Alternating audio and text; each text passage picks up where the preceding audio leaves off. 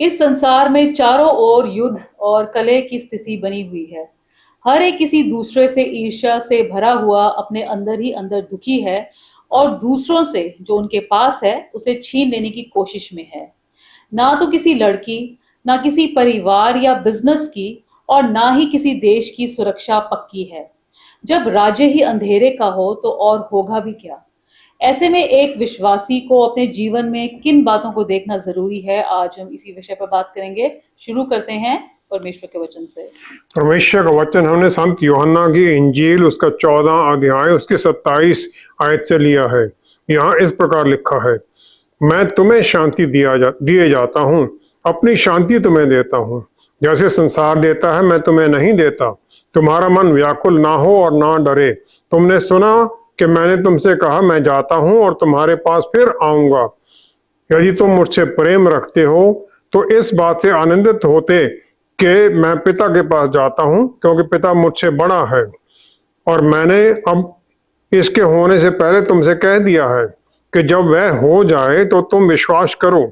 मैं अब तुम्हारे साथ और बहुत बातें ना करूंगा, क्योंकि इस संसार का सरदार आता है, मुझ पर उसका कोई अधिकार नहीं, परंतु वह इसलिए होता है कि संसार जाने कि मैं पिता से प्रेम रखता हूँ, और जैसे पिता ने मुझे आज्ञा दी मैं वैसे ही करता हूँ। उठो यहाँ से चलें। परमेश्वर के वचन को पढ़े और सुने जाने से आशीष हो। आमीन। सही अर्थ में शांति से रहना और ये भी भरपूरी में, ये किस तरह का जीवन होता है। क्या अंधेरा सिर्फ यही है कि रोशनी नहीं है, या उससे कहीं ज्यादा है? इसी प्रकार क्या शांति बस यही है कि कोई कलह नहीं है या युद्ध नहीं है? वचन के अनुसार हमें एक गाइड मैप दिया परमेश्वर ने पूरी दुनिया के लिए, जिसके अनुसार हमें उनके स्टैंडर्ड के अनुसार जीना है। आदम और ईव ने अपना जो उन्हें अधिकार दिया गया था हर चीज के ऊपर, वो उन्हें दिया गया। जो कि वाइल्ड बीस्ट थे उन सब पर दिया गया, सब जंगली जीव जंतुओं पर। कहीं पर भी ये नहीं लिखा कि किसी भी जीव जंतु ने उनको किसी तरह का नुकसान पहुंचाने की कोशिश की हो।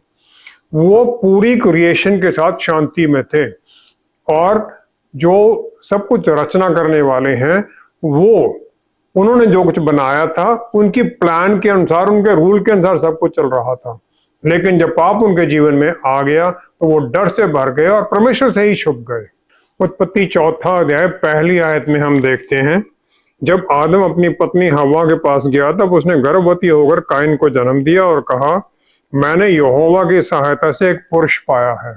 I have acquired a man from the Lord.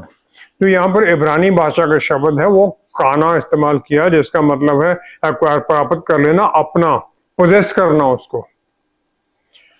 और एक, दोनों में से एक अगर कह रहा है मैंने उसे पाया है, इसका मतलब ओनरशिप बन रही है उस लड़के की। और उस ओनरशिप का जो भावना थी उसका आगे असर उसके बिहेवियर में दिखाई दे जाता है कि उसने अपने भाई हावल का ही वध कर दिया। शांति जो इब्रानी भाषा का शब्द है शलोम, उससे बताई जाती है, और पहली बार इस्तेमाल होता है निर्गमन 21 और 22 अध्याय के अंदर, और जहां पर कि ये टोटल 14 बार इस्तेमाल किया दोनों अध्याय में। इसमें शलोम का मतलब है सब कुछ ठीक कर देना या रिस्टोर कर देना, लेकिन ये ओवरऑल मन की शांति से कहीं ज्यादा है। और शरीर और पूरे पूरे उसका एंटायर बीइंग जो है, इंडिविजुअल जो उसका जो कुछ भी है, उसको सब कुछ वो करता है, प्रभावित करता है। और इसमें फिर सुरक्षा, एक दूसरे से मेल मिलाप और रिश्तों में फिर मजबूती आती है, उस सब कुछ इसमें शामिल हो जाता है। जो पहला हिस्सा है, पहला एस्पेक्ट है शांति का, वो इंटरनल पीस है, अंदरूनी, जो अपने अंदर है। जो अपने अंदर शांति है वो सिर्फ काम, ये नहीं केयर फ्री है बस, ठीक है मेरी चिंता ही कोई नहीं है, शांति में घूम रहा हूं, वो नहीं है। लेकिन ये एक डीप अंदर से परमेश्वर में विश्वास के कारण अंदर में एक अश्योरेंस है, वो शांति है। और फिर हम उस शांति के द्वारा जो जीवन के चैलेंज होते हैं वो पूरे कॉन्फिडेंस के साथ सामना करते हैं, जो भी आता है उसका कॉन्फिडेंस से सामना करते हैं। सॉल से भागा हुआ, राजा सॉल से भागा हुआ दाऊद आशीष के शहर जिकलाग में रहता था, और वहां जो फिलिस्तीन का किंग था। पहला शमूएल 30 अध्याय पहली 6 आयत में देखते हैं, जब दाऊद और उसके लोग गए हुए थे तो अमालकियों ने उस कैंप को लूट लिया, उनकी पत्नियां बच्चों सबको ले गए और कैंप को जला दिया। अब वही लोग जो दाऊद के लिए अपनी जान देने को तैयार थे, लेकिन वो ये सब कुछ देखकर इतना दुख दुख से भर गए कि उन्होंने दाऊद को ही दोषी मान लिया और उसे पत्थर मारने का सोचने लग गए। लेकिन इस सब परेशानी में दाऊद जो परमेश्वर से भरा हुआ था, परमेश्वर की शांति से भरा हुआ था, अपने आप को उसने परमेश्वर के द्वारा हियाब बांधा और फिर परमेश्वर की गाइडेंस के साथ वो सब इकट्ठे हो गए और जो कुछ उन्होंने खोया था, अमालकियों को हराकर सब कुछ प्राप्त किया, उससे भी कहीं ज्यादा प्राप्त किया। जिनके अंदर शांति होती है फिर वो बाहर भी हर परिस्थिति में शांति ढूंढने लग जाते हैं और दूसरों के साथ भी उनकी शांति बनने लग जाती है। पहला शमूएल 13 अध्याय 14 आयत में परमेश्वर ने दाऊद को अपने मन का इंसान कह दिया, क्योंकि परमेश्वर ने उसे उस समय चुना था जबकि वो एक लड़का था, वो भी गडरिया शेफर्ड था, और वहां पर वो परमेश्वर की आराधना करता था, उनके लिए गीत गाता था, किसी और के लिए नहीं, क्योंकि वो परमेश्वर को प्रसन्न करना चाहता था वहां पर भी, क्योंकि उसका बल और उसका विश्वास परमेश्वर के ऊपर था। जो दूसरी शांति है वो परमेश्वर के साथ शांति है, और ये हमें प्रभु यीशु के द्वारा पापों की माफी के द्वारा मिल जाती है, क्योंकि फिर हम परमेश्वर के सामने पापों की माफी पाकर आ सकते हैं। भजन संहिता 86 उसकी 5वीं आयत में लिखा गया है कि हे प्रभु, आप भला और क्षमा करने वाले हैं और जितने आपको पुकारते हैं उन सबों के लिए आप अति करुणामय हैं। Abundant in mercy to those who call upon you. जो प्रभु यीशु की कुर्बानी शरीफ के ऊपर थी वो हमारे पापों की माफी के लिए था, जो पूरी मानवता में पाप आया हुआ था और अभी भी है, जो परमेश्वर की अधीनगी में नहीं चलते हैं।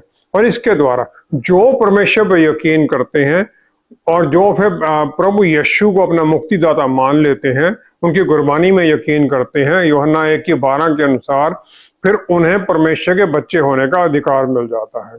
वचन के अनुसार लोगों को 2 ग्रुप में बांटा जा सकता है।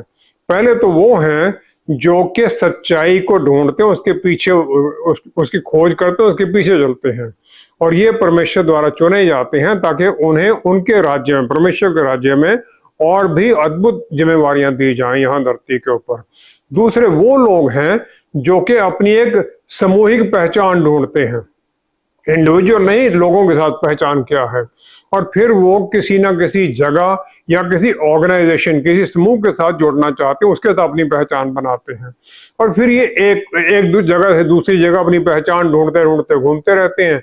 ना उन्हें शांति मिलती है, ना आनंद मिलता है। तीसरा जो शांति है वो है परमेश्वर से शांति। परमेश्वर के साथ शांति तो पापों से, क्षमा से मिल गई, ये परमेश्वर की तरफ से जो शांति आती है, जो हमें प्रभु यीशु ने दी जब हम उनके साथ नजदीक के रिश्ते में आ जाते हैं।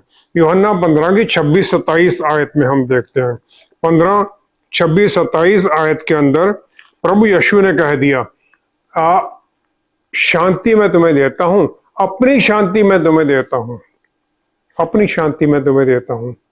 और जो यहाँ ग्रीक भाषा का शब्द इस्तेमाल किया गया वो है आयरीन। ये पैरेलल वही शलोम के सेम उसका मतलब है।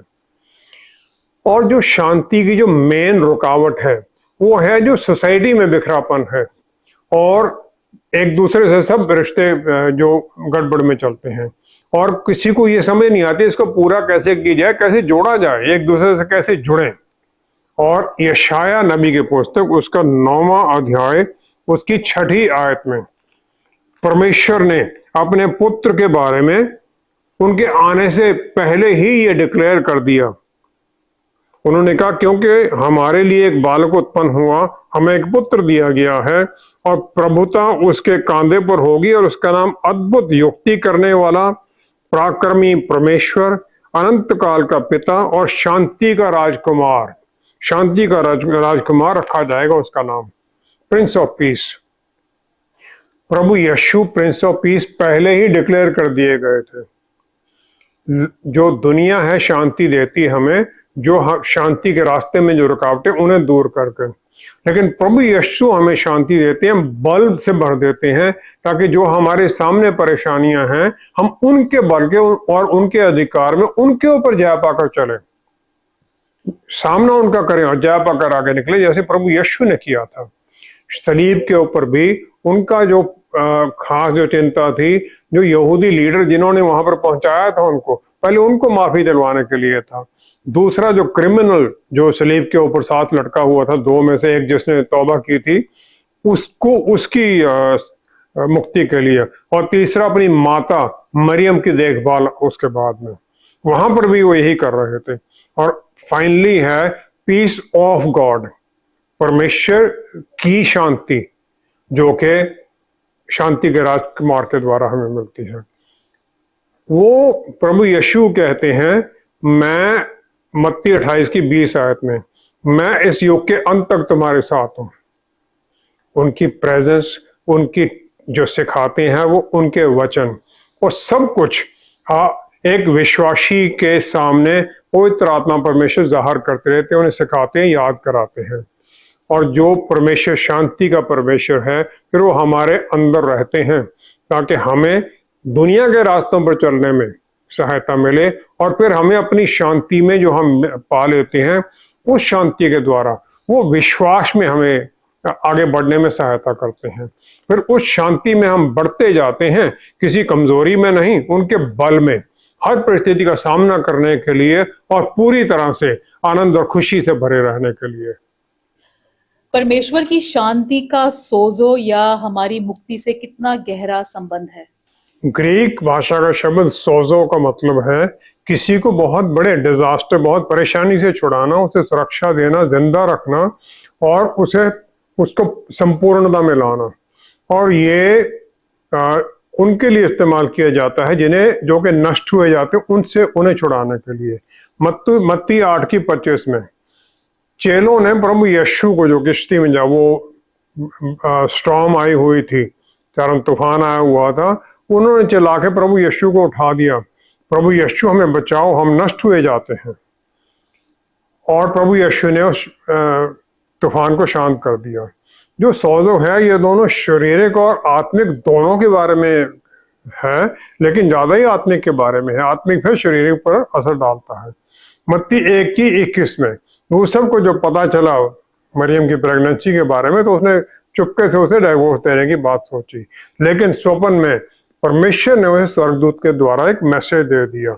21 आयत में, पहला अध्याय मत्ती, उसमें लिखा है कि वह मेरी पुत्र जनेगी और तू उसका नाम यीशु रखना, क्योंकि वह अपने लोगों का उनके पापों से उद्धार करेगा।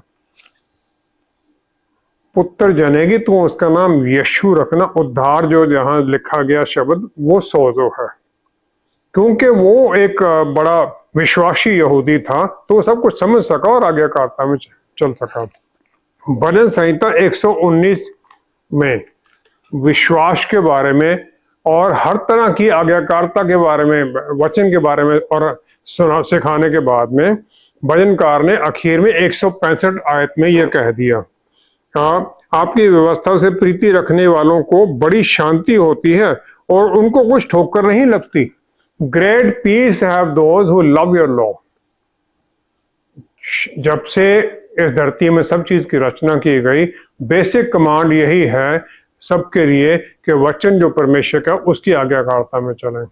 जो आत्मिक तरक्की है वो उन्हीं में आती है जो अपना सेल्फ वर्थ, अपनी पहचान जानते हैं।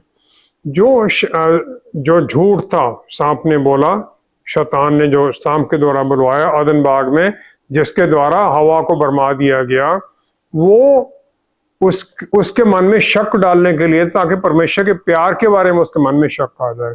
जो उसके अंदर फिर वो कलह हुआ, वो उसके बेटे कायन और हावल के रिश्तों में भी आ गया। प्रभु यीशु का अपने पिता परमेश्वर से, स्वर्गीय पिता के साथ रिश्ता बिल्कुल क्लियर था, उन्हें पता था। और फिर कहीं पर भी उन्होंने अपने आप को ऊपर उठाने की कोशिश नहीं की।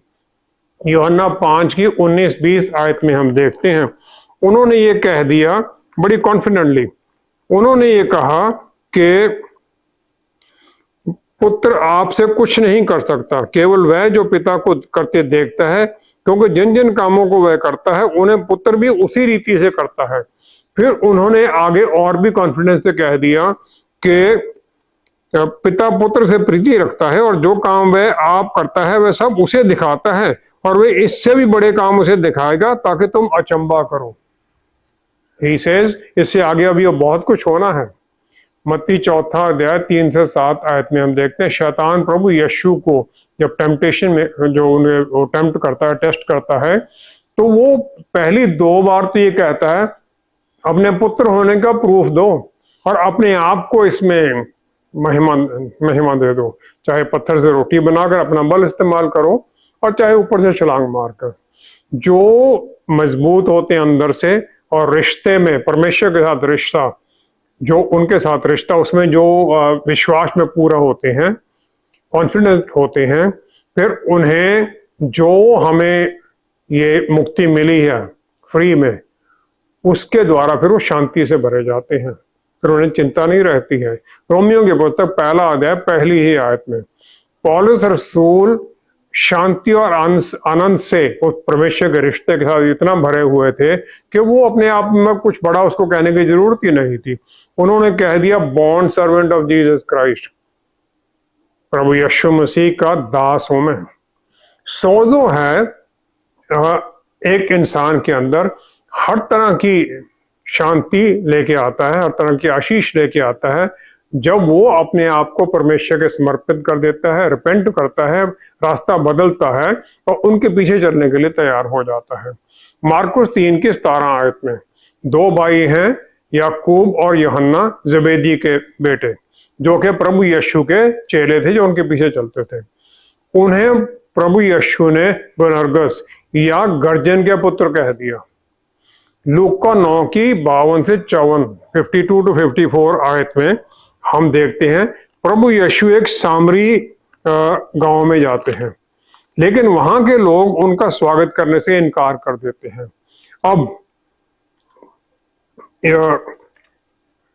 दोनों भाई प्रभु यीशु के विनती, उन्हें गुस्सा आता है और वो प्रभु यीशु को ये कह देते हैं 52 वर्स में कि हे प्रभु, क्या आप चाहते हैं कि हमें आज्ञा दें कि आकाश से आग गिराकर इन्हें हम नष्ट कर दें, जिस प्रकार एलिया नबी ने किया था। लेकिन जब मुक्ति पाली प्रभु यीशु से, जब वो आशीषित हो गए प्रभु यीशु के जी उठने के बाद में, तो हेरोद राजा ने याकूब को, जो यूहन्ना के भाई थे, तलवार के द्वारा उसका वध करवा दिया। प्रेरितों की पुस्तक 12 अध्याय 1-2 आयत में हम देखते हैं यूहन्ना रसूल जितना दुख उन्होंने खुद और जो बाकी जो चेले थे और चर्च में जो लोगों को उस समय मिल रहा था, उस सब के बाद भी वो प्यार से इतना भरे हुए थे कि उन्होंने कह दिया एक दूसरे से प्यार करो। और उन्होंने तो यहां तक कह दिया, 1 यूहन्ना 4 4 अध्याय 7-8 आयत में, कि जो प्यार नहीं करता वो परमेश्वर को जानता ही नहीं, क्योंकि परमेश्वर प्यार है। यहां तक उन्होंने कह दिया। 2 कुरिन्थियों 11 अध्याय 23 से 29 आयत में पौलुस रसूल ने अपना जितना उन्होंने सब दुख उठाए वचन सुनाने के लिए, वो सब कुछ उन्होंने वहां लिख रखे हैं। उन्होंने कोई बोस्टिंग नहीं की कि देखो मैंने इतना कुछ उठाया, नहीं, ना अपने आप को कुछ महिमा देने के लिए किया, लेकिन उन्होंने परमेश्वर को महिमा दी जिसके द्वारा उन्हें बल मिला कि वो सब कुछ सह सके। और फिर उन्होंने आगे ये कह दिया कि मैं किसी की निर्बलता से, उन्होंने ये कह दिया किसी की निर्बलता से मैं निर्बल नहीं होता, कि किसी के द्वारा जब मुझे ठोकर लगती है तो मुझे कोई दुख नहीं होता है। जो कमजोरी थी, वो जो कमजोरी है उनमें दिखाई दी, जो उनके पीछे लगे हुए थे वो कमजोर थे, ये तो मजबूत थे खड़े पौलुस रसूल तो। और पौलुस रसूल शांति के साथ भरे हुए अपने दुखों में भी आनंद बना सकते थे। शांति ये नहीं कि हम कष्ट नहीं है या कोई तकलीफें नहीं है, लेकिन परमेश्वर का आत्मा हमें हमारे अंदर वो शांति देते हैं। शांति वो है जो हमें बल देते हैं और फिर आत्म संयम से भर देते हैं। लूका 8:2 आयत में उन स्त्रियों के बारे में लिखा गया है जिन्होंने प्रभु यीशु की मिनिस्ट्री को जो हेल्प करती थी उनके साथ चलती थी। मरियम मैगदलेनी उनमें एक थी जिसमें से कि 7 दुष्ट आत्माएं निकाली गई थी।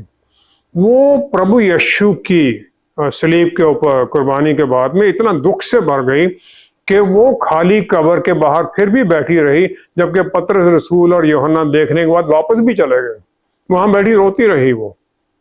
यूहन्ना 20 की 11 से 19 आयत में हम देखते हैं, उसके दुख में देखकर प्रभु यीशु जी उठने के बाद में उसके सामने आ जाते हैं, उसे शांति देने के लिए, आशीषित करने के लिए। उस समय जबकि एक औरत की गवाही मानी ही नहीं जाती थी, उसे रिजेक्ट कर दिया जाता था, उसकी कोई वैल्यू नहीं मानी जाती थी, उसे प्रभु यीशु ने कह दिया, जा मेरे भाइयों को मेरे जी उठने का संदेश दे दे। कैसा अद्भुत आशीष उसे मिली। जो प्रभु यीशु को डर से छोड़ देते हैं, उन्हें भी, जो छोड़कर भाग गए थे, उन्हें भी प्रभु यीशु ने अपने भाई कह दिया। और मरियम पूरी तरह समझ गई किसके बारे में बात हो रही है और उन्हीं चेलों के पास चली गई। जो संदेश था उसके द्वारा उनको शायद कुछ शांति तो मिली होगी, लेकिन वो संपूर्ण शांति उन्हें तब मिली जब प्रभु यीशु उसी दिन उनके बीच में आकर खड़े हो गए और प्रभु यीशु ने उन्हें कह दिया, पीस टू यू, शांति तुम्हें मिले। जो कष्ट हैं या दुख हैं, वो ये ऐसा नहीं कि वो किसी विश्वासी के जीवन में नहीं आएंगे, आएंगे वो, लेकिन शांति के राजकुमार पवित्र आत्मा परमेश्वर द्वारा हमें बल देते हैं कि हम उन सब का सामना करें बगैर छटपटाए हुए। फिलिपियों की पुस्तक 4 अध्याय 6-7 आयत में पौलुस रसूल सब कुछ सह लेने के बावजूद, उन्होंने सब कुछ सह लिया, उसके बावजूद भी उन्होंने ये कह दिया, परमेश्वर की शांति जो सारी समझ से परे है तुम्हारे हृदय और तुम्हारे विचारों को मसीह यीशु में सुरक्षित रखेगी। शांति जो हमारी समझ से परे है तुम्हारे मनों को सुरक्षित रखेगी प्रभु यीशु में। प्रभु यीशु में जुड़ने से हमें हमारे मनों में शांति आती है, जो संपूर्ण हम निर्भर हो जाते हैं उनके ऊपर, और फिर उससे उन्हीं के द्वारा भरी गई शांति में हम हर परिस्थिति में चलते हैं। और जो फिर प्रभु यीशु को नहीं जानते हैं, वो हमारे जीवनों को देखकर अचंभित होते हैं कि इतना दुख होने, इतनी परेशानियां होने के बाद में भी ये शांति में कैसे चल सकते हैं, और यही हमारी उनके सामने गवाही बन जाती है। जब हर विश्वासी को ये सब आशीष मिली हुई है, तो भी उनके मन में इतनी अशांति क्यों भरी रहती है? परमेश्वर ने 10 आज्ञाएं देकर, 10 बातें बोलकर इस सृष्टि में सब चीज की रचना कर दी और हमें उनके अक्सर रूप में बनाया गया है। नीति वचन 18 की 21 में लिखा गया है, जीव के वश में मृत्यु और जीवन दोनों होते हैं। जो हम सोचते हैं, बोलते हैं, और जो हमारे अंदर इच्छाएं आती हैं, डायरेक्टली हमारे ऊपर असर डालती हैं। ये नहीं कि कोई असर नहीं पड़ता है। हम शांति में तब होते हैं जब हम इन अच्छी बातों पर विचार लगाते हैं। शांति कभी भी नहीं पा सकते जब हम बुरी बातों में लग रहे हैं और कष्ट की बातें कर रहे हैं और लड़ाई झगड़े की बातें कर रहे हैं। उत्पत्ति 17 की 5वीं आयत में परमेश्वर ने अब्राहम का नाम बदलकर अब्राहम कर दिया और उसे कह दिया तुम बहुत कौमों के पिता बन जाओगे। उसकी पत्नी साराय का नाम भी उन्होंने सारा बना दिया, उसे कह दिया इसके द्वारा बहुत कौमों की माता बनेगी। अब्राहम ने विश्वास नहीं किया, मुंह के बल गिर कर वो हंस पड़ा, क्योंकि उसकी उम्र 99 साल हो चुकी थी और उसकी पत्नी की उम्र 89 हो चुकी थी। बच्चे जन्म से उम्र से निकल चुके थे। वो पूरी शांति तब आती है जब हम अपने जीवन का मकसद क्या है वो समझ लेते हैं। अब्राहम ये समझ सका और फिर वो पूरी तरह से शांति में हो गया हर परिस्थिति का सामना करने के लिए। और उसे इस धरती के ऊपर जितने लोग हैं, अधिकतम लोग उसे अपना पिता मानते हैं। मुस्लिम हैं, क्रिश्चियन हैं, यहूदी, सब उसको अपना मानते हैं। और जब हम अपनी वर्थ, अपनी वैल्यू समझ लेते हैं, दुनिया की आंखों में नहीं, परमेश्वर की आंखों में क्या है, वो फिर हम अच्छी शांति की तरफ चलने लग जाते हैं। वो क्रिटिकल पॉइंट है। परमेश्वर ने हम सबको इसलिए चुना, इसलिए नहीं चुना कि हमारे अंदर कोई बहुत गुण हैं या हम बहुत अच्छे हैं, लेकिन उन्होंने हमें चुन लिया क्योंकि उन्होंने हम में देखा कुछ, कि हम वो हमें बदल सकते हैं, किसी काम के लिए इस्तेमाल कर सकते हैं। पवित्र आत्मा हमारे अंदर आ गए, इसलिए भी नहीं कि हम बहुत अंदर से बहुत अच्छे हैं, हम तो नहीं, लेकिन परमेश्वर ने अपने बच्चे हमें बना लिया और हमें एक वो वैल्यू दे दी। जब हम ये समझ लेते हैं तो फिर हमारे अंदर हम शांति का द्वार खोल देते हैं, फिर उसके द्वारा हम स्वर्ग की तरफ देखकर हर परिस्थिति का सामना करने के लिए तैयार हो जाते हैं। यशायाह नबी की पुस्तक उसका 26 अध्याय उसकी 3री आयत में परमेश्वर ने यह वायदा कर दिया, यहाँ ये वचन में लिखा है, जिसका मन आप में धीरज धरे हुए है उनको आप पूर्ण शांति के साथ रक्षा करते हैं, क्योंकि वह आप पर भरोसा रखता है। जो भरोसा रखते हैं उन्हें शांति मिल जाती है। प्रभु यीशु ने जब सलीब के ऊपर, मसीहा ने जब अपना शरीर त्याग दिया, तब मत्ती 27 की 51 आयत में लिखा गया है, मंदिर का पर्दा ऊपर से नीचे तक फटकर 2 टुकड़े हो गया और धरती डोल गई और चट्टानें कड़क गई। चट्टानें, द रॉक्स वर स्प्लिट। जब ये कुर्बानी प्रभु यीशु ने दी तो दुनिया के अंदर, पूरी नेचर के अंदर ये सब कुछ हो गया। लेकिन आज कितने लोग हैं विश्वासी भी जो इस तरह इससे प्रभावित होते हैं, किसी तरह उनके मन में ये प्रभाव आता है। यशायाह नबी की पुस्तक 45 अध्याय उसकी 2-3 आयत में हम देखते हैं, 45 की 2-3 आयत में वायदा है परमेश्वर का, मैं तेरे आगे आगे चलूंगा और ऊंची ऊंची भूमि को चौरस करूंगा, मैं पीतल के किवाड़ों को तोड़ डालूंगा और लोहे के बेड़ों को टुकड़े टुकड़े कर दूंगा। जो हमारे सामने रुकावटें हैं उन्हें सब हटाने का परमेश्वर वायदा कर देते हैं। हर दिन हमारे सामने परिस्थितियां आती हैं जो हमें अपसेट करती हैं, लेकिन परमेश्वर हमें आशीष देने के लिए तैयार है। उन लोगों को आशीष देते हैं जो उनकी तरफ जुड़े हुए हैं। फिर जो हमारा सामना करते हैं वो हमसे दूर हटने लग जाते हैं। अगर हम उन्हें करने दें तो परमेश्वर करने के लिए तैयार हैं। हमें अपनी इच्छाओं ने बंधनों में बांध रखा है और परमेश्वर हमें वो शक्ति देते हैं कि हम उन इच्छाओं के ऊपर जा पाकर चलें। बहुत लोग ये सोचते हैं जो वचन में ऐसे वायदे लिखे गए हैं वो सब कुछ उस समय के लोगों के लिए थे। परमेश्वर ने वचन के अंदर लोगों के बल और कमजोरियां सब कुछ लिखा है ताकि हम उससे गाइडेंस पाएं और फिर उस वायदे के अनुसार हम भी समझे उन्हें ये आशीष मिली तो हमें भी मिलेगी। है रोमियो की पुस्तक 8वां अध्याय उसकी 7वीं आयत के अंदर पौलुस रसूल ने कह दिया, शरीर पर मन लगाना तो परमेश्वर से बैर रखना है, क्योंकि ना तो परमेश्वर की व्यवस्था के अधीन है और ना हो सकता है। जो शरीर के ऊपर मन की इच्छाओं पर लगा हुआ है वो परमेश्वर के विरोध में है। अपने बल में, अपने धन दौलत में, अपने इन्फ्लुएंस के द्वारा, प्रभाव के द्वारा सब कुछ पाना चाहता है। मत्ती 3 की 14-15 आयत में प्रभु यीशु को के पास कोई पाप नहीं, उनको पाप नहीं था उनमें, लेकिन वो यूहन्ना बपतिस्मा देने के वाले के पास चले गए बपतिस्मा लेने के लिए और यूहन्ना वहां पर थोड़ा दुख में आ गए। उन्होंने ये कह दिया कि मुझे तो आपके हाथ से बपतिस्मा लेने की आवश्यकता है और आप मेरे पास आए हैं। प्रभु यीशु ने उससे कहा, अब तो ऐसा ही होने दे, क्योंकि हमें इसी रीति से सब धार्मिकता को पूरा करना उचित है। धार्मिकता को पूरा करना उचित है, ये उन्होंने कह दिया। उन्होंने जब पिता परमेश्वर की प्लान थी स्वर्ग से उनके लिए, उसके तरह पूरी तरह उसके सामने समर्पित कर दिया। मत्ती 4 अध्याय 19 आयत में प्रभु यीशु ने चेलों को चुना, उन्होंने कह दिया मेरे पीछे हो लो। 11 जो चेले थे उनके पीछे रहे और फिर उन्होंने बल पाया हर तरह से आशीष में, बल में चलने के लिए, और उनके अंदर से वो पूरा यहूदी लीडर्स और रोमन अंपायर का सामना कर सके और उनके कारण पूरी दुनिया बदल गई है और कितने लोग वचन में आ गए हैं। जब हम इस प्रकार चलते हैं तो हम भी शांति और आनंद में चलते हैं। आइए प्रार्थना करें। पिता परमेश्वर, क्या ही धन्य है आपने अपने पुत्र के द्वारा हमें अपनी शांति दे दी, हमें बल दे दिया ताकि हम हर परिस्थिति का सामना करें, उसमें आपके बल में चलें।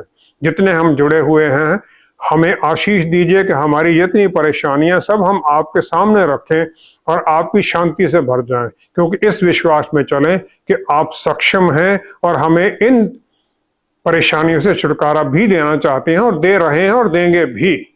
बस आप ही को महिमा मिले पिता परमेश्वर। सब कुछ प्रभु यीशु के पवित्र नाम में मांगते हैं। आमीन, आमीन, आमीन। अधिक लोग दुख में जी रहे हैं क्योंकि उनका ध्यान जो चला गया है उसी पर है और बहुत चिंता करते हैं कि आगे क्या होगा। प्रभु यीशु ने हमें आज के समय में रहने की आज्ञा दी है ताकि हम उनकी दी गई शांति में रहें। हमारी शांति दूसरे लोगों पर नहीं बल्कि हमारे अपने ऊपर ही निर्भर है और ये हम ऊपर से पहले ही पा चुके हैं। Thank you so much for watching. See you next time. Stay blessed. Shalom.